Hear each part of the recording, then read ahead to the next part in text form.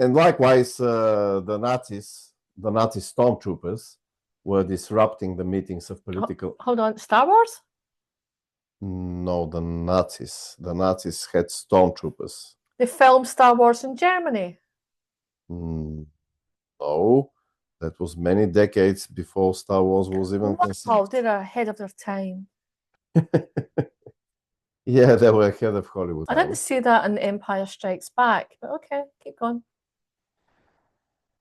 And so the Nazi stormtroopers were disrupting the meetings of political opponents because they were pursuing a supposedly just cause, given how unjustly Germany was treated after World War I. Especially to its stormtroopers and R2-D2 and C-3PO.